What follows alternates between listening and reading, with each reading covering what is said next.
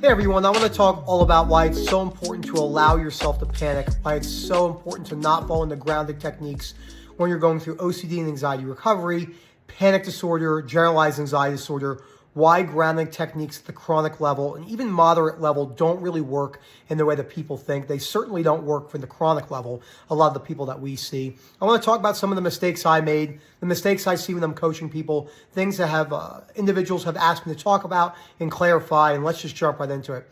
As I always say, please comment down below. Let me know what you think about this topic. I haven't covered this topic specifically in a long time, and I think it's a really important one because it's very easy to make some fairy tale wishy-washy posts on social media on what to do when you're having a panic attack, but it has nothing to do with the belief about having a panic attack or the belief about having depressive episodes or anger episodes, etc., etc. And if you're struggling with panic disorder or generalized anxiety disorder and OCD and other anxiety issues, of course, please email us at phil@ocdrecovery.com. Now let's go right off the bat. There's almost always the same core fear when it comes to panic attacks and generalized anxiety disorders and this overall heightened sense of anxiety where it's really bad. And that is, if I notice this for the remainder of my life is ruined.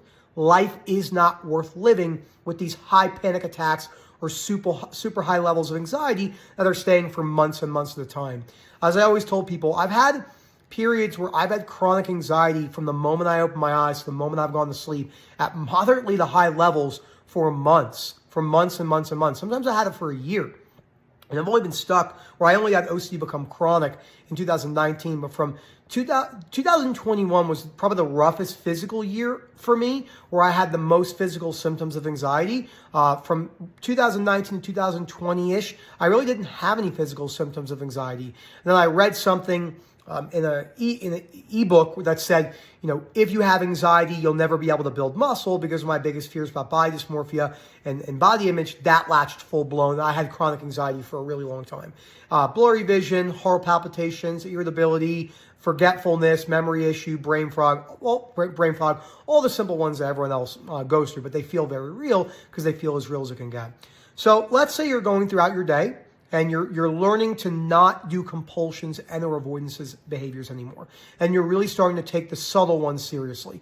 Maybe you've been working on recovery for a while and you've been leaving the subtle ones there. And now you're saying you no longer want to leave the subtle ones there and you're taking a headstrong approach of bringing them down.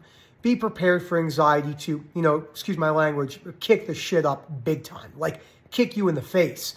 And this is something that many people don't talk about, and they don't say it in that funny-ish manner. But a lot of people, when I say that, and I try to make them laugh because I like leveling the playing field by humor a lot of times, I think it's important because OCD can be really serious, and panic disorder and all the other ones. So what they do is they go on social media and they see something about some tree in the garden, and it will say, 5 best things to do when you're having a panic attack. 5 things you can see, 5 things you could smell, ground yourself, do yoga, do a breathing technique, do a Wim Hof method, all that stuff. And there's time and places for those things in certain people, but for chronic OCD, it doesn't work for us. And what that does, it stills the fear more that I can't handle the way I'm feeling right now. I hate the way I'm feeling so much. How do I get out of this? How do I escape this discomfort? When you're better off learning in time to allow yourself to panic, to allow yourself to spiral and say, wait a second, I don't have to have this figured out right now. I'm never going to get certainty on whether I'm going to be able to handle this or not, but I might as well jump into the fire for the first time in my life and wear all of these uncomfortable sensations. That is so important and so critical. You're not going to get it right the first time. You're not going to get it right the second time. But as this happens more and more, you can become more comfortable with this.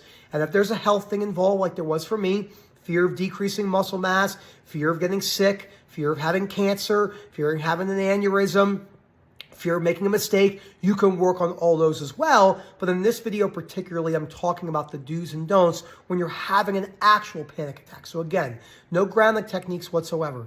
No 5 things you could see, no 5 things you could smell. Allow yourself to experience it. Allow rumination to turn up the volume in the headphones. Oh my God, you can't handle it. You're going to be stuck forever. Blah, blah, blah, blah, blah, blah, blah. As you wear that as best as you can, you're not trying to force it away. You're not trying to redirect your attention. Oh my God, I have to get back to reading. You just allow yourself to have it, even if people judge you, even if you look stupid, even if you have to sit on the ground. I've had serious panic attacks. I broke down crying. I mean, it's been rough. Of course, I get something in my eye in the middle of the video. So that's a very, very important thing to remember when you're having those moments of high anxiety. After they come down, because you're not going to sustain a panic attack for hours. It's just not the way the physiology of the body works. Okay, and I've had worse physical symptoms than most people. I would say my physical symptoms were horrendous, and I don't use that word a whole lot. I mean, I had literally. I mean, we all say that, but anyone that understands will know what I'm saying about it. We're not comparing here. I'm just saying mine were bad, and I failed at this a lot. I would try to redirect my attention. I would try to talk my way out of it in the moment. This is a mistake. Once I calmed down a little bit, later on I would say, how did I handle that situation? Was I okay with that? Did I do a little bit better this time around? And that's how I start to break down those things. But again, the grounding techniques are not good. The second mistake many people are making is, let's say you're married, or you're a boyfriend or girlfriend, you have a partner, you live with your mom and dad, you have a panic attack at work, they come home and they go, oh my God, I had a panic attack. It was the worst thing ever. I can't handle this. This is terrible. And they vent and look for reassurance and they confess. No one needs to know that you had a panic attack. Your partner doesn't need to know you had a panic attack. There's no universal principle stating that you have to tell your husband or wife that you had a really rough day. You can lie. You can lie. I know a lot of people talk about how, lying is the ultimate sin and it's so bad for you. These are all black and white belief systems. Lying has great benefits. Okay, there's great benefits. Imagine meeting someone, stranger at a party, and they say, how do you like my dress? I just picked it out today. And you say, you know what? You look like shit. Or, ooh, you have this mole on your face. Or like, oh my God, you see these nose hairs? Lying has a benefit, right? The people that say lying has no benefit whatsoever are simply just looking at it from a very black and white dogmatic viewpoint that can easily be broken down. Of course, lying has benefit. 100% honesty is not always the best policy. Reminds me of the scene from Interstellar, if you've seen that with TARS, the robot, where he's like, what's your honesty setting? He's like, 90%. He's like, 90%? He goes, yeah, absolute honesty isn't always the best or most diplomatic thing with emotional beings. He's like, 90% the way it is. And I always think about that because there's some truth in that. There's no need to come home and tell my wife I had a panic attack. All that's going to do is open up Pandora's box of more reassurance and more questions over and over and over again. So wearing that. So the ultimate goal is when you're doing your disputing homework and when you're breaking this stuff down, remind yourself, it's not the end of the world. Not in the moment, later on, have the panic attack, let it distract you. It's not the end of the world. You can wear it. You can go on with your day, even if you have 2 or 3 that day. I've had many ups and downs, worst days followed by best days, vice versa.